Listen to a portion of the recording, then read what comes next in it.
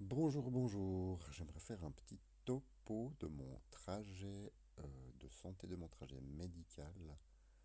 C'est absolument incroyable le nombre d'erreurs médicales, de traitements absurdes qu'on m'a proposés, de traitements qu'on ne m'a pas proposés, de traitements que j'ai fini par euh, découvrir avec mes recherches ou mon trajet de vie ou des rencontres. Et donc je voulais faire un petit trajet forcément incomplet de mon parcours. Donc à 18 ans, je me casse la colonne vertébrale, mais pas seulement la colonne, je me casse là. J'ai une blessure médulaire, donc dans la moelle épinière, si vous voulez. Le cerveau, il est prolongé par ce qu'on appelle la moelle épinière, qui est le tissu nerveux qui vraiment prolonge le cerveau, qui est à l'intérieur des vertèbres. Et ça, c'est touché. Et quand c'est touché, on est ce qu'on appelle paraplégique si c'est en dessous du cou et tétraplégique si c'est au-dessus des épaules. Et donc les quatre membres sont touchés. Et ça touche également le système nerveux autonome, donc toute la régulation de tout ce que le système nerveux fait automatiquement pour vous sans que vous y pensiez, comme réguler la pression sanguine quand vous vous levez ou que vous vous couchez, réguler la température quand il fait chaud ou froid, réguler le rythme cardiaque, réguler le rythme respiratoire, réguler la vitesse de la digestion. Voilà, toutes ces choses-là, c'est également touché. Chose qu'on ne dit pas aux paraplégiques, ils ont qu'à le découvrir par eux-mêmes au cours de leur vie. Donc voilà, moi je débute à 18 ans avec un accident sur la moelle épinière et on me dit que je resterai toute ma vie en chaise roulante. Bon. Et on ne me dit pas que j'aurai également des graves troubles du système nerveux autonome. Bon, voilà, petite rééducation. À 18 ans, le corps il est solide, donc il est encore très réactif, donc je me rends pas tout de suite compte de à quel point ce que j'ai c'est grave. Enfin, je m'en rends compte parce qu'on m'a dit que je resterais en chaise roulante, mais au bout de 6 mois, je marche en boitant, ça va pas trop mal. Je me rends bien compte qu'il y a quand même des trucs que fait mon corps qui sont un petit peu étonnants, comme quand c'est en été, il fait chaud, il monte à 38,5, juste parce qu'il fait chaud, ou la vitesse de transit est totalement aléatoire, ou, et puis petit à petit, je me rends compte que ma musculature respiratoire également a été atteinte, donc je ne peux pas respirer suffisamment. Et ça, je vais le dire pendant 15 ans au médecin, avant de trouver moi-même des solutions. Enfin, moi-même. En gros, j'ai passé 15 ans à dire à des médecins, mais à mon médecin, mais moi, je respire pas assez, j'arrive pas à suivre au niveau de la respiration. Alors, on m'envoie chez des pneumologues, ils font des tests, et puis ils sortent des conclusions du style, ah oui, il y a un syndrome restrictif, on voit bien qu'il respire à, à la limite basse des capacités normales d'un être humain, mais on me propose absolument rien comme traitement. Juste rien. On fait un rapport et on propose juste rien. Et puis, au bout de 15 ans, je m'aperçois qu'il existe des concentrateurs d'oxygène. Donc une machine qui sépare l'azote de l'oxygène, hein. L'atmosphère, c'est 80% d'azote et 20% d'oxygène. Et il y a des petites machines qui séparent ça et qui permettent de fournir de l'oxygène pur. Alors, normalement, il n'y a que le monde médical qui peut euh, fournir ça. C'est interdit d'en avoir. Bon, je m'en procure une. Je fais des tests. En fait, je fais des graphiques qui montrent les calories, le nombre de kilocalories que je suis capable de brûler en faisant des efforts en fonction du nombre de litres d'oxygène que j'amène. Et je montre que pour moi, si j'amène de l'oxygène, je suis capable de brûler beaucoup plus de kilocalories. Autrement dit, je suis capable par exemple, avec de l'oxygène, je peux marcher 5 km. Sans oxygène, je marche 1 km.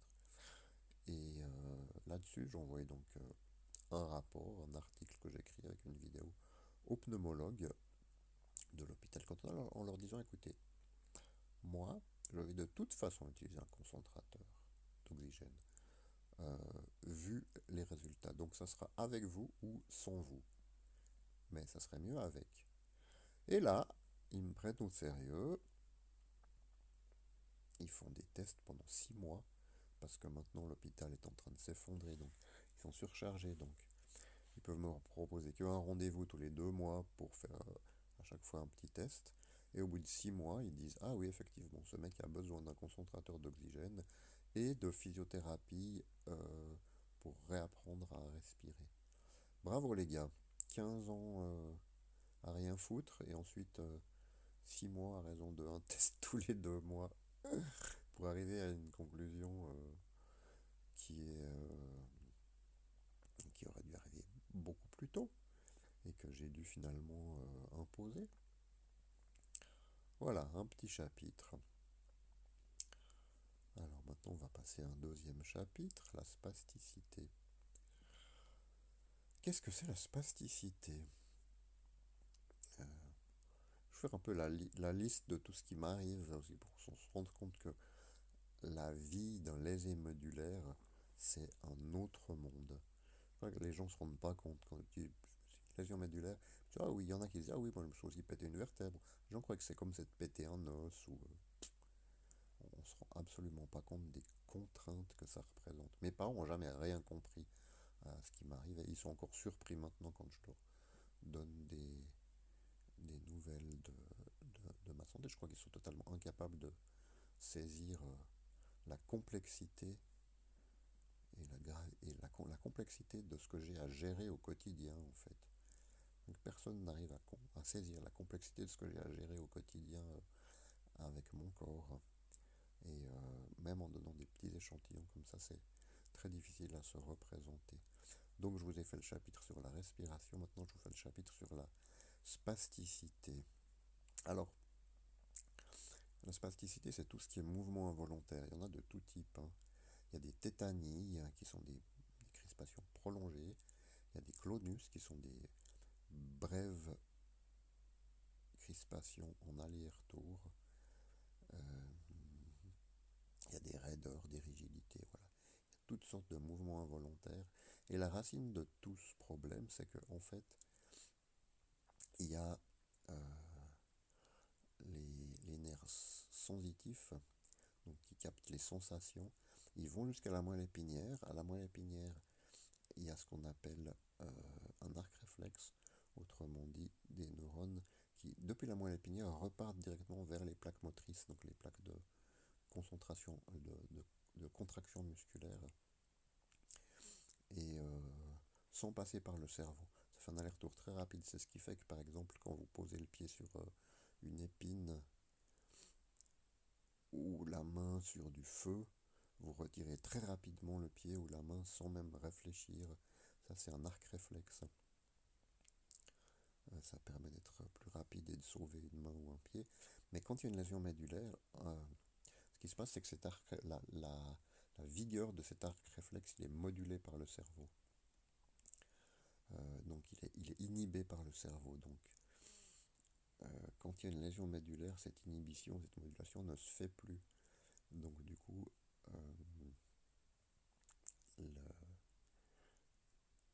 les mouvements involontaires sont beaucoup plus fréquents et beaucoup plus amples. Ouais, vous voyez, par exemple, peut-être que vous avez quelquefois des mouvements involontaires très légers quand vous vous endormez. Vous avez des petits tremblements, c'est le muscle qui se relâche. Chez un lésé médulaire, c'est la même chose, mais en 20 fois plus fort. Et tout ça, il va falloir le gérer. Alors, il y a des médicaments qui assomment complètement le patient. C'est ce qu'on m'a proposé dans un premier temps. Moi, j'en ai pris au début, puis je voyais qu'il y avait vraiment beaucoup d'effets secondaires, donc j'ai décidé de plutôt faire beaucoup de massages. Donc là, je mets à peu près un tiers de mon revenu en massage. Juste en massage, je parle même pas de la physiothérapie. Juste en massage, je mets 1000 balles par mois. Mais c'est ça, ou prendre des médicaments chimiques extrêmement violents qui endorment le cerveau. Et avec les massages, ça marche, j'arrive à gérer.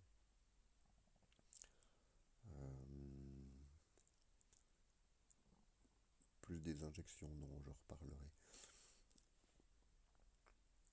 Bon, et ensuite,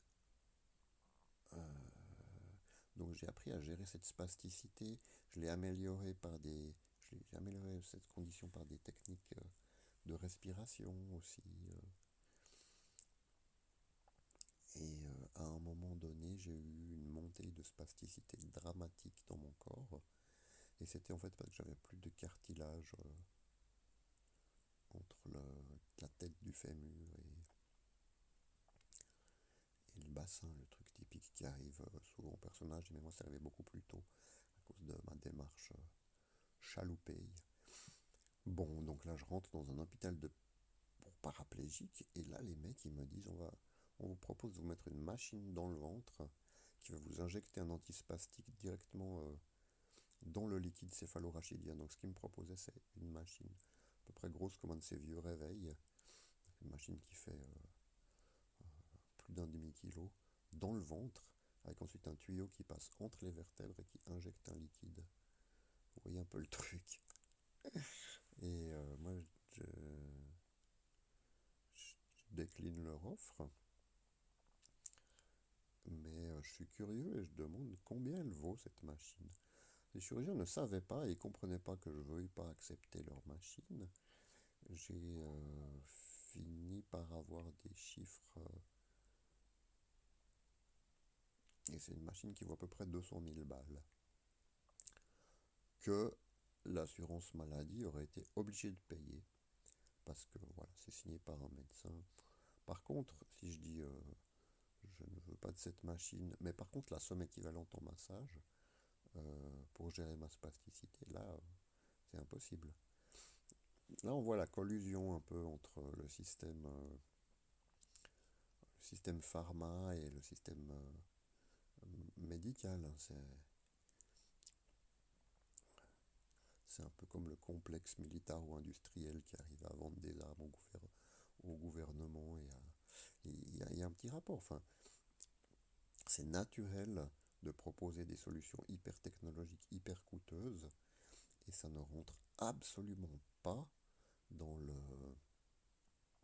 cerveau, dans le logiciel des médecins de considérer d'autres techniques. Moi, les médecins avec qui j'ai discuté, les paraplégiologues avec qui je discute, ils me disaient ceci va résoudre tous vos problèmes. Et par contre, tout ce que vous faites de massage, d'exercice, c'est vous perdez votre temps en gros. Euh, Ils n'ont pas d'évaluation de l'efficacité de ce qui peut être le massage. Donc pour eux, ça n'existe pas parce qu'il n'y a pas d'article scientifique qui existe là-dessus. Donc pour eux, c'est juste des options qui ne sont pas considérées. Leur plan, à un moment donné, c'était de me mettre d'une part cette machine-là dans le ventre, d'autre part de me bousiller le sphincter de la vessie, parce que oui, un autre problème, c'est que une vessie spastique, ce qu'on appelle, enfin, la vessie se contracte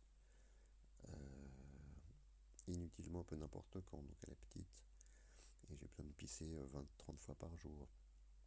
Et là-dessus, leur projet, c'était j'ai besoin de pisser 20 fois par jour, mais elle se vide pas complètement. Et ça amène à des problèmes neurovégétatifs parce qu'une vessie à moitié pleine, ça envoie des signaux dans le système nerveux autonome qui se met à faire un peu n'importe quoi. Donc là-dessus, leur projet, c'était de me bousiller le sphincter et que je me sonde 5 fois par jour. Donc 5 fois par jour, j'aurais dû rentrer un tuyau stérile dans mon urètre, dans ma bite, si vous préférez, pour aller jusqu'à la vessie, pour la vider complètement. Donc voilà, leur projet global c'était ça. Un machin d'un demi-kilo dans mon ventre qui va envoyer du liquide dans la moelle épinière, bousiller le sphincter de la vessie et que je me sonde 5 fois par jour avec du matériel stérile qui fait très régulièrement, qui crée très régulièrement des infections et qui exige d'avoir un matériel invraisemblable avec soi, ce qui empêche totalement de voyager. Là encore, j'ai dit non, merci, je vais gérer ça autrement.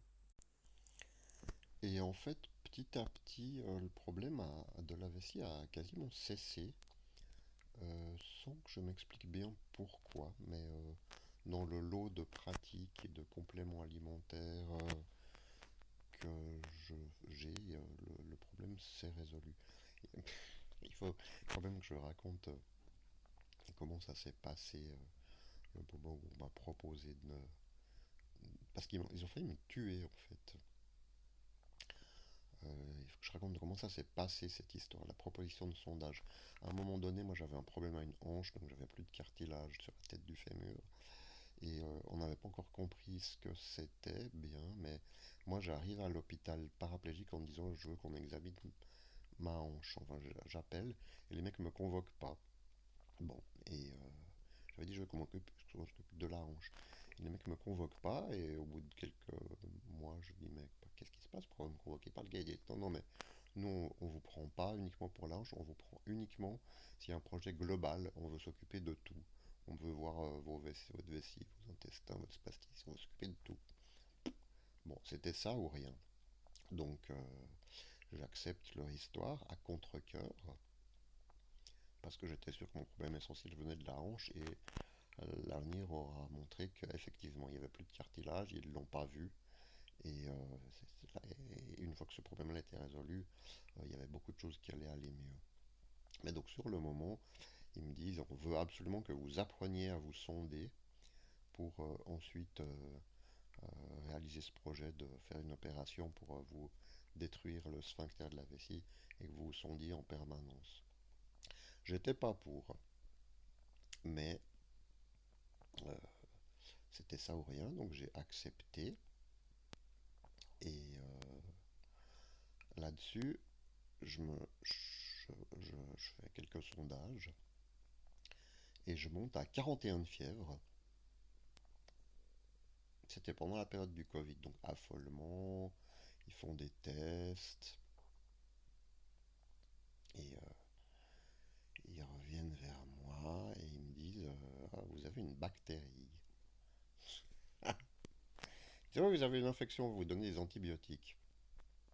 Et moi je regarde, il y avait le paquet de 4 ou 5 médecins là, qui font leur visite, puis je fais ah, quelle bactérie.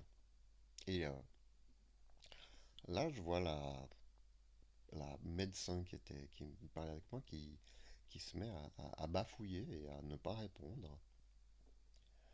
Et je lui dis tranquillement, bah ouais, vous avez, elle a un nom cette bactérie, vous savez ce que c'est comme bactérie.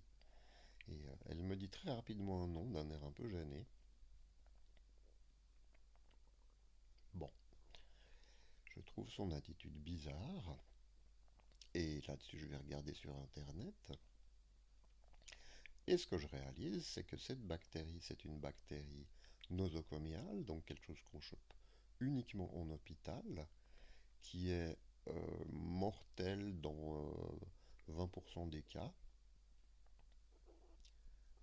Donc je chope une maladie, une infection mortelle dans 20% des cas par une pratique qu'on m'a imposée et qu'on m'a imposée sur laquelle j'étais pas tout à fait en accord.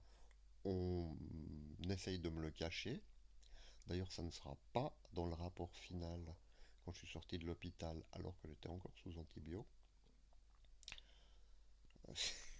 C'est hallucinant en fait. Moi, je suis halluciné par les pratiques de manipulation, par les négligences du monde hospitalier et également par toutes les bonnes pratiques qui ne sont pas prises en compte juste parce que c'est des méthodes trop naturelles, donc elles n'ont pas été suffisamment évaluées pour faire partie du cadre scientifique, ou même quand elles ont été évaluées, il y a plein de pratiques qui font pas partie du monde hospitalier, on ne sait pas trop pourquoi. Tu vois, par exemple, la vitamine D pendant le Covid, c'était très bien évalué, mais quand tu vas à l'hosto Avec le Covid, on ne te donne pas de zinc, pas de vitamine D, alors qu'il y a des papiers là-dessus. Euh, mais eux, non. Maintenant, j'aimerais parler un peu des désordres du système nerveux autonome, donc du neurovégétatif, tout ce que le cerveau fait automatiquement pour la plupart des personnes est fait d'une manière très chaotique chez les médulaires. Il n'y a pas de solution pharma dans le monde occidental, à part d'abrutir la personne avec des benzodiazépines, qui fait qu'elle va être gâteuse avant l'heure et à moitié endormie toute sa vie. Il n'y a juste pas. Euh, Moi, je régule ça avec des psychédéliques végétaux, donc des plantes qui viennent de traditions chamaniques et qui sont illégales en Europe et qui pourtant résolvent, m'aident énormément à résoudre à moduler ce problème. À un moment donné, j'ai fait une demande auprès de l'Office fédéral de la santé parce qu'il y avait une saisie aux douanes de ce produit que j'utilise, de cette plante que j'utilise. Et je fais une demande avec un avocat, mon médecin généraliste qui m'a gentiment aidé. Et l'Office fédéral de la santé a d'abord laissé entendre qu'ils accepteraient pour finalement refuser assez brutalement avec une argumentation complètement débile du style qui était il n'y a pas de papier scientifique qui valide l'utilisation de cette plante pour les dysautonomies chez le tétraplégique. Évidemment qu'il ne va pas y avoir de papier sur un truc aussi précis, c'est un cas unique. Euh,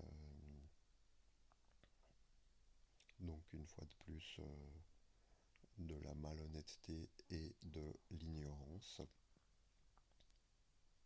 de la part de gens qui sont ultra diplômés, qui dirigent les options euh, thérapeutiques de la population. Notons ça quand même. Par la suite, comme j'ai fait une année en chaise roulante, euh, quand j'ai voulu perdre du poids, j'y arrivais pas et j'ai réussi à perdre du poids finalement en utilisant du kratom, qui est une plante qui coupe la faim, qui est aussi illégale pour des mauvaises raisons. Elle est, elle est redevenue légale dans les pays qui produisent ça, qui sont Thaïlande, Birmanie, Indonésie. C'est une plante qui avait été rendue illégale pour permettre aux Anglais de trafiquer l'opium. Et elle est donc redevenue légale dans ces pays-là. Et parce qu'on s'est rendu compte que c'était pas une plante dangereuse, que c'était une plante qui aidait bien. Et elle est devenue illégale en Europe récemment. J'ai fait une demande auprès de l'Office fédéral de la santé qui est resté sans réponse pour cette grande plante médicinale qui m'a permis de perdre 5 kilos de graisse et de retrouver donc de la mobilité et de la santé. Donc je peux clairement considérer que nous sommes dirigés en matière de santé par une mafia et des voyous en fait. Disons les mots tels qu'ils sont. Des voyous qui vont établir des lois pour pouvoir favoriser les produits pharma qui permettent de gagner des milliards et des mauvaises pratiques médicales qui ont été standardisées pour le plus grand nombre. Et tout est là en fait. Ce qu'on peut standardiser de manière industrielle va être favorisé, au, au- surtout si c'est onéreux et que ça demande une industrie, il va être favorisé au détriment de techniques plus artisanale et qui demande plus de finesse et d'ajustement. Parce que effectivement la finesse et l'ajustement, ça nécessite une, de la réflexion et de l'observation de la part du patient, qui n'est, et donc un dialogue avec le médecin qui n'est pas à la portée de tous les patients et de tous les médecins et qui ne peut pas être standardisé, donc qui ne peut pas faire partie des règles directrices en matière de santé que peut générer un ministère de la Santé, un office fédéral de la santé ou un hôpital. Et tout ça, ça ne peut que empirer au fur et à mesure qu'on réduit le budget lié à la santé et qu'on rend toutes les procédures de plus en plus administratives, comme c'est le cas ces dernières années. Je vous donne un autre exemple. À un moment donné, c'est pas mon cas personnel. Mon père avait mal à un pied. Il va voir un médecin de l'hôpital cantonal. Il fait différents tests, des IRM, des machins comme ça. Il va voir des spécialistes du pied occidentaux. Personne ne trouve rien. Il a encore mal au pied. Là-dessus, il va en vacances en Thaïlande.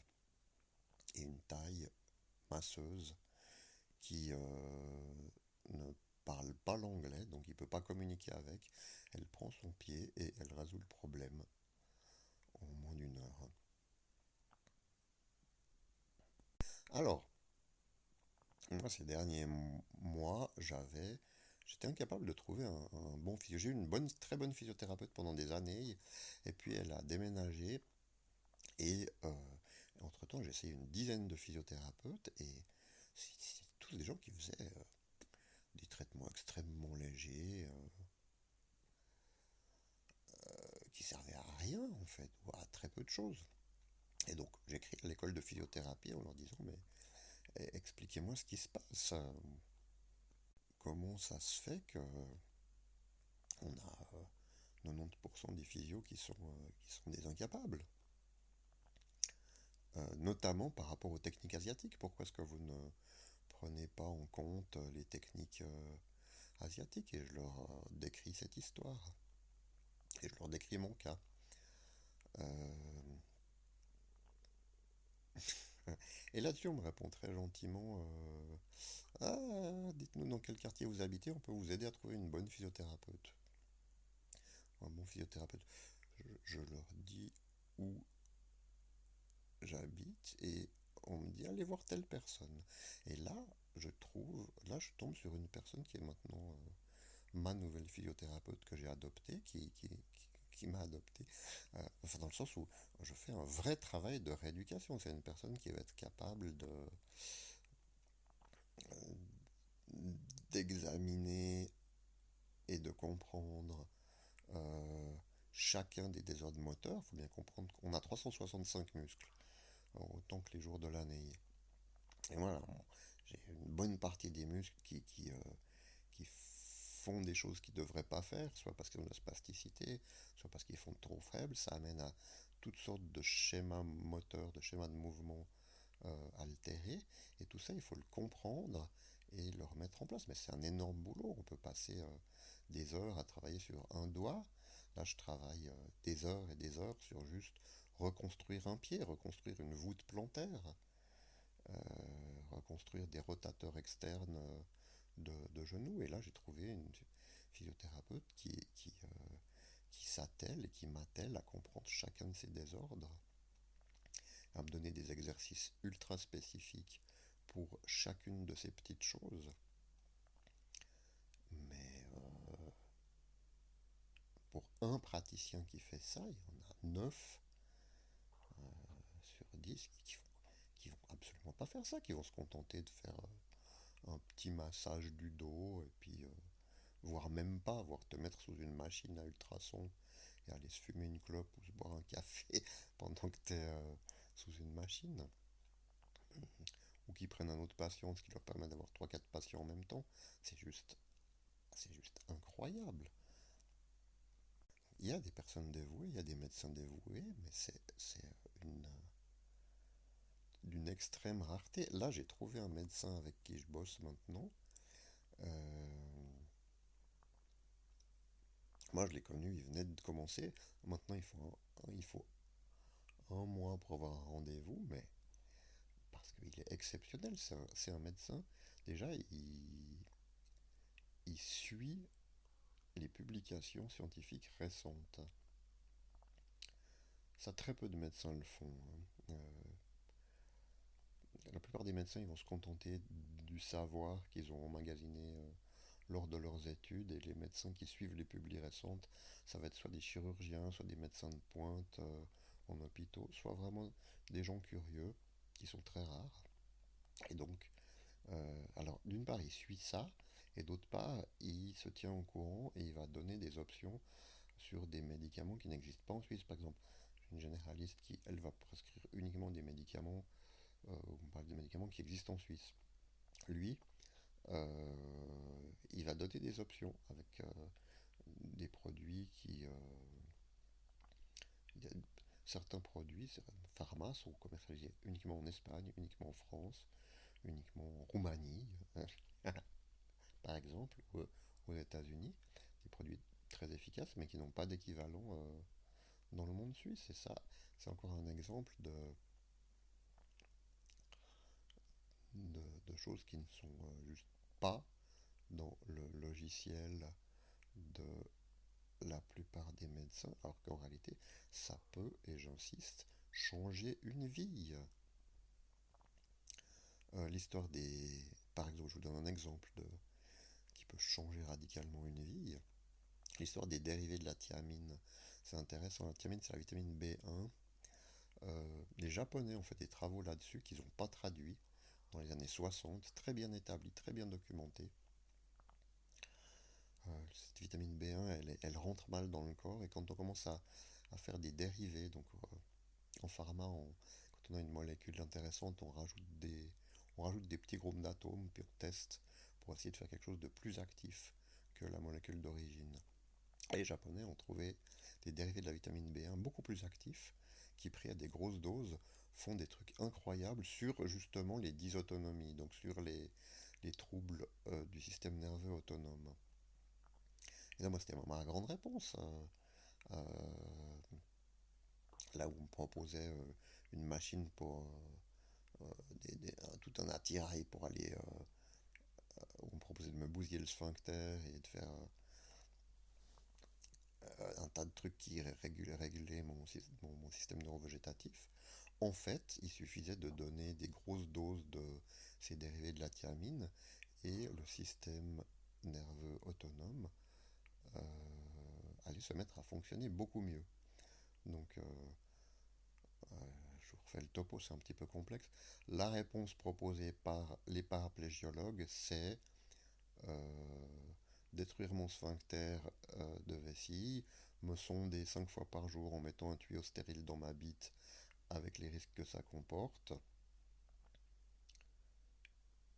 J'ai refusé, et la réponse que j'ai trouvée, c'est prendre des grosses doses d'un dérivé de la vitamine B1 qui résout les trois quarts ou les 90% des problèmes de système nerveux autonome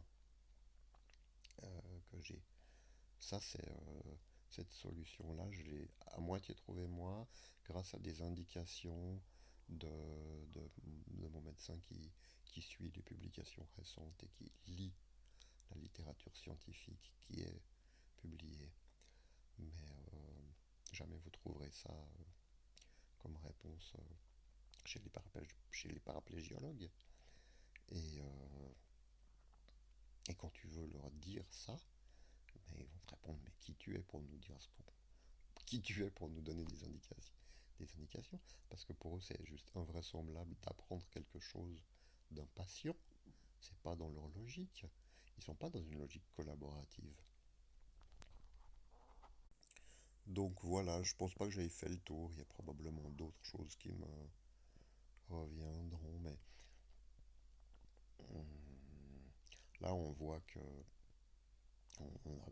avec ce que j'ai exposé là, on voit que si j'avais suivi ce que me dit le monde médical, je serais probablement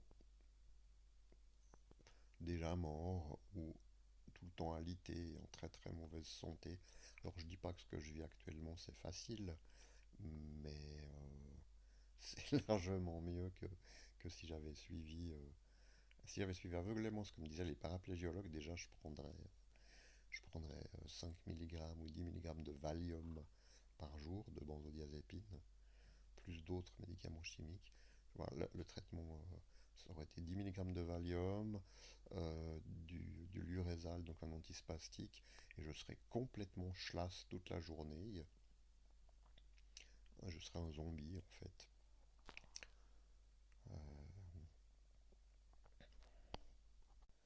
Donc voilà, j'ai choisi de ne pas être un zombie, ça coûte ce que ça coûte. Comme je dis, hein, ça coûte une fortune. Moi, je mets un tiers de mon revenu en massage, et parce que avec ma physiothérapeute, je fais des exercices. Je fais pas du massage. Donc la totalité des massages, c'est des choses qui ne sont pas remboursées en fait.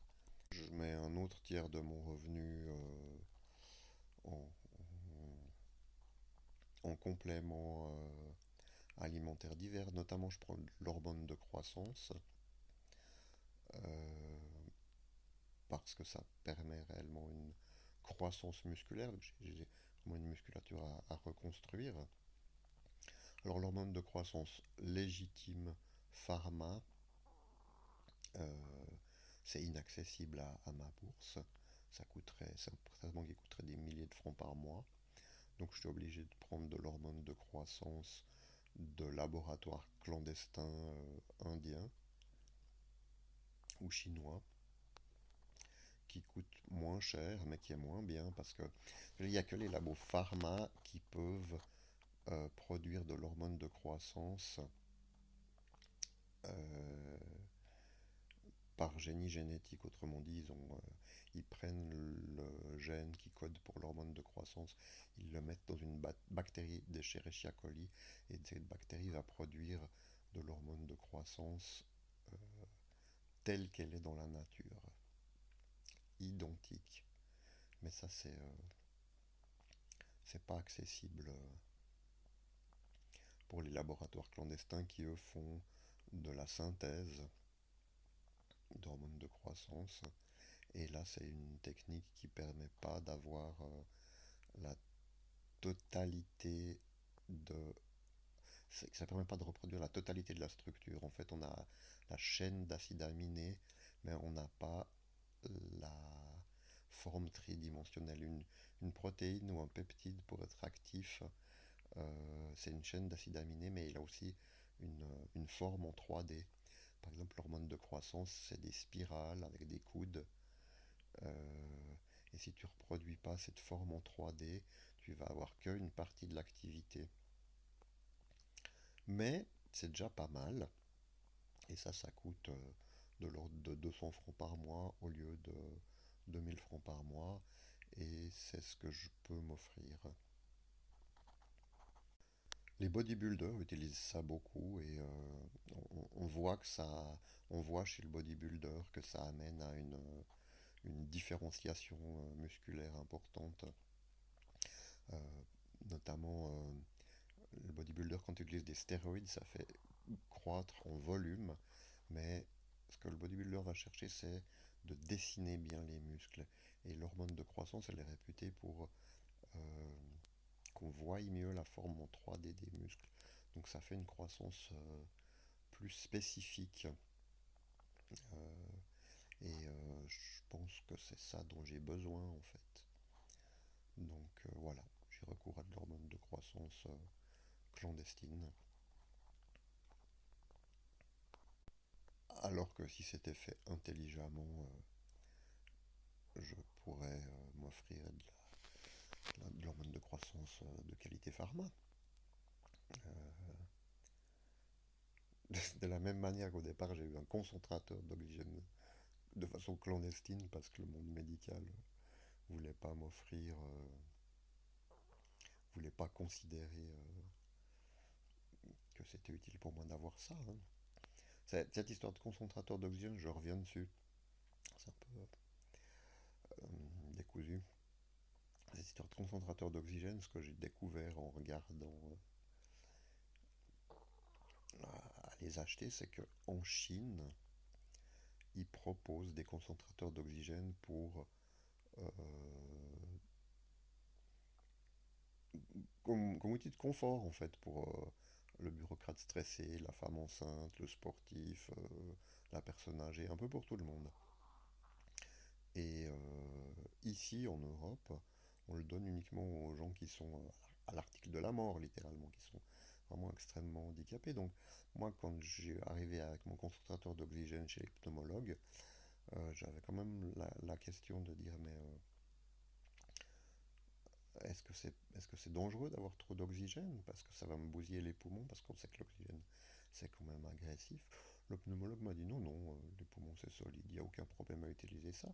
Mais alors pourquoi est-ce que vous ne le donnez pas plus facilement? Pour moi, c'est incompréhensible. Je veux dire, avec un concentrateur d'oxygène, je peux faire 4 à 5 fois plus d'efforts. C'est-à-dire que le concentrateur d'oxygène me permet d'échapper à une ultra-sédentarité. Littéralement, sans concentrateur, je vais être hyper vite fatigué. Donc je vais passer 18 heures par jour couché. Avec un concentrateur d'oxygène, je vais pouvoir être 2, 3, 4 fois plus actif.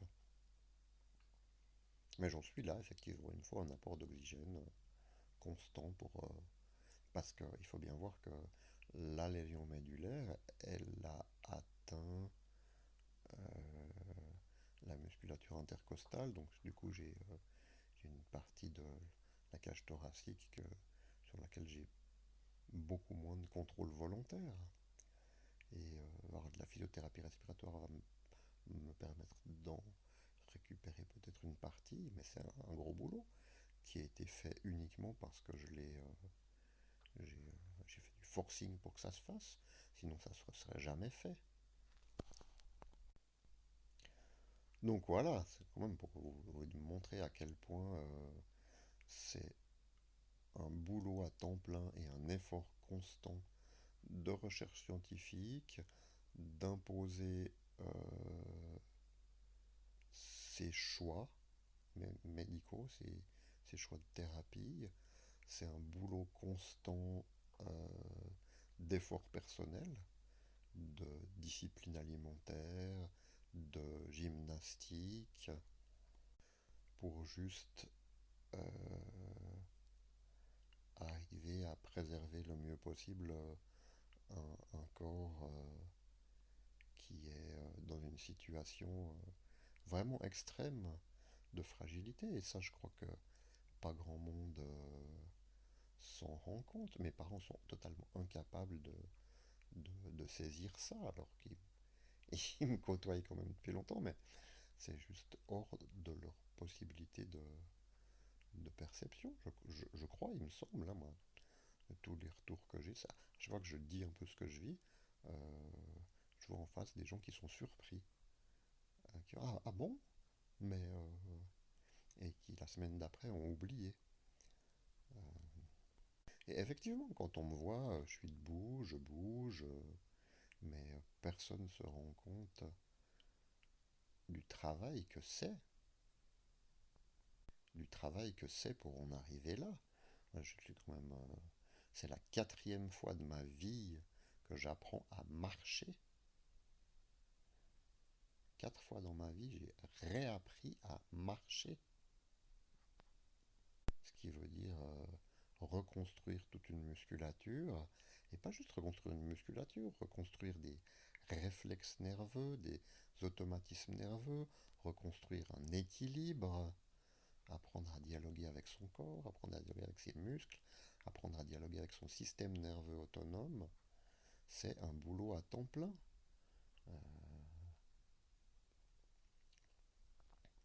Moi, j'ai jamais de vacances parce que je vis avec mon corps et ça, c'est 365 jours par année. Alors que je bosse pas pour de l'argent, mais m'occuper de mon corps, c'est un boulot, c'est un boulot de malade, littéralement. j'ai un système nerveux autonome qui peut décider de, qui peut décider par exemple que tout mon corps va se mettre en suractivité et impossible de le calmer. Ça s'appelle une sympathicotonie. Je vous explique un petit peu ça. Le système nerveux autonome, c'est deux branches. C'est d'une part le sympathique qui est l'activation, et d'autre part le parasympathique qui est le repos. Euh, Ça, c'est quelque chose qui vous est utile de savoir. Parce qu'on vit dans un monde où on est beaucoup dans le sympathique, donc on est beaucoup dans la suractivation, parce qu'il y a tout le temps des stimulations. Il y a la lumière électrique, il y a des tas d'informations, on vit dans des zones densément peuplées, donc on a tendance à être tout le temps en activité. Et en réalité, ce qui va faire votre longévité, c'est votre capacité à activer votre parasympathique. Donc, pendant qu'on est en phase parasympathique, le corps, il fait plusieurs choses. Il se répare, et c'est ça qui va donner la longévité. Il se repose et il fait la digestion.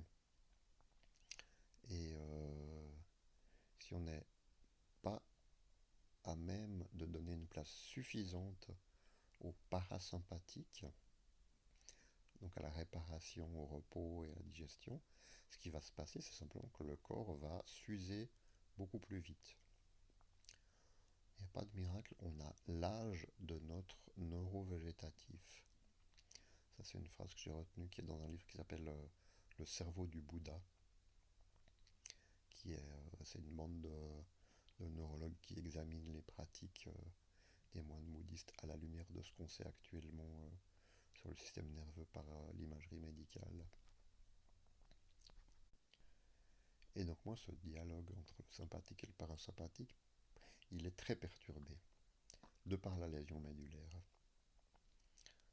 Mais du coup, euh, j'ai dû mettre en place des pratiques, toutes sortes de pratiques, pour dialoguer avec et le calmer et l'activer aussi bien que je peux, c'est-à-dire très incomplètement. Je ne suis pas du tout arrivé à une pratique parfaite, mais pour faire cette régulation, je ne me suis pas transformé en zombie. La pratique standard pour réguler ça, euh, dans le, c'est de transformer les gens en zombies, en fait. C'est de donner des grosses doses de Valium, moyennant quoi être, ils vont être un peu gâteux, mais un peu plus stables. Et moi, là, ma pratique, ça va être de faire parfois des respirations pour le calmer ou pour l'activer, donc du pranayama, les techniques de respiration indiennes qui servent justement à dialoguer avec le parasympathique. Ça va être l'utilisation de, de plantes psychédéliques, comme je disais, ou l'utilisation aussi d'autres plantes, de valériane, la, la vitamine B1, donc tous les dérivés de la thiamine, le magnésium donc et d'autres minéraux, voire des acides aminés comme la taurine, qui est aussi un peptide en fait. Euh, la taurine, les gens croient que c'est un excitant parce qu'il y en a dans le Red Bull, mais en réalité la taurine c'est un calmant. C'est un acide aminé qui est un anti-inflammatoire et un calmant. On en met dans le Red Bull, c'est pour compenser les doses énormes de caféine qu'il y a dans le Red Bull. Le Red Bull, ça peut donner des tremblements et une suractivation de par les quantités de caféine, et on met de la taurine pour compenser ça, pour calmer les effets secondaires des grosses doses de caféine. Donc moi je prends plusieurs grammes de taurine par jour. La taurine, c'est un produit que tout le monde devrait prendre à partir d'un certain âge. En fait, notre corps le fait, mais il le fait de moins en moins bien au fil des ans. Et à partir de 40-50 ans, on en a moins. Et ça a des conséquences sur l'inflammation, sur la capacité à se reposer. Et pour les douleurs musculaires, je prends un autre, je sais plus si c'est un acide aminé ou un peptide, la citrulline, qui fait également de la croissance musculaire. La citrulline, c'est très bien pour la croissance musculaire, notamment chez la personne âgée qui a tendance à perdre sa musculature. Et c'est souvent un risque de chute et de mort prématurée. Alors, la citrulline, ça vaut rien au kilo. Et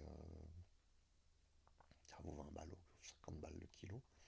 Et c'est vraiment totalement innocent. Mais ça empêche des douleurs. Il y a plein de gens actuellement qui sont sous anti-inflammatoires ou sous antidouleurs. En réalité, ils prendraient de la citrulline et 90% de leurs problèmes seraient résolus.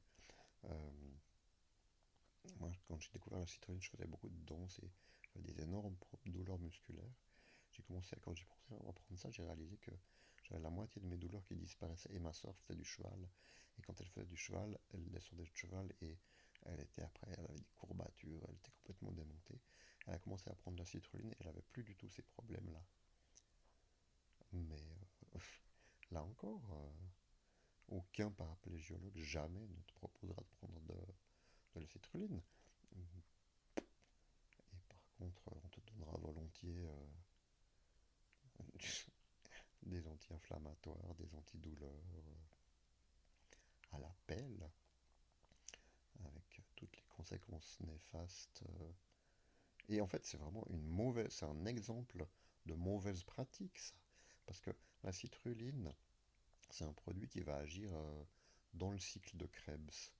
Donc dans le cycle de production de l'effort musculaire et de nettoyage du muscle, la citrulline, elle va intervenir dans ce cycle-là en tant qu'un élément naturel du cycle de Krebs. Donc c'est une façon ultra physiologique, c'est une réponse ultra naturelle pour améliorer la situation musculaire. Alors que par contre, donner des anti-inflammatoires ou des antidouleurs, c'est exactement le contraire. C'est un exemple même d'une façon de faire qui est très mal adaptée, très peu physiologique. Mais quand j'y pense, c'est, c'est littéralement une réponse d'abruti. Je veux dire, les médecins qui pourraient donner de la citrulline et qui donnent un anti-inflammatoire euh, sont des abrutis, au sens propre du terme. Moi, je suis désolé, on peut dire que j'exagère, et je dis pas que les anti-inflammatoires servent à rien, dans certains cas ils servent, mais, mais d'effacer totalement du champ des possibles des, euh, des solutions plus physiologiques, surtout pour un usage long terme, pour un usage chronique, c'est une réponse d'abruti. Donc voilà, je suis conscient d'avoir traité d'abruti et d'incapable la moitié du monde médical, mais j'ai vu tellement d'aberrations que c'est réellement ce que je pense. Et par contraste, je tiens à souligner l'extrême intelligence et l'extrême bienveillance des quelques médecins, physiothérapeutes d'exception que j'ai vus, que j'ai mis du temps à trouver, que j'ai adopté, et qui font du très très bon boulot. Ça demande une intelligence et une sensibilité hors normes. Et ça demande aussi d'échapper à la corruption systémique. Là, je vais revenir ou réintroduire la notion de corruption systémique parce que je pense que ça vaut la peine. Corruption systémique, ça va être les médecins qui choisissent des solutions pas parce qu'elles sont les meilleures, mais parce qu'elles sont standards, parce qu'un laboratoire est venu leur faire de la pub et qu'il y a collusion entre un laboratoire pharma et une direction d'hôpital pour faire des essais sur tel médicament ou telle machine électronique qu'on veut mettre dans le corps du patient. Et du coup, le médecin perd sa liberté de penser pour appliquer quelque chose qui est standardisé par le complexe pharmaco pharmacomédical en fait. Il y a une collusion entre d'une part les autorités de régulation, donc Swissmedic, les pharmas. D'ailleurs, on voit que les hauts fonctionnaires passent d'un poste à Swissmedic à direction d'une boîte pharma et vice-versa. C'est ce qu'on appelle le pantouflage en France. Et le troisième pilier de cette collusion,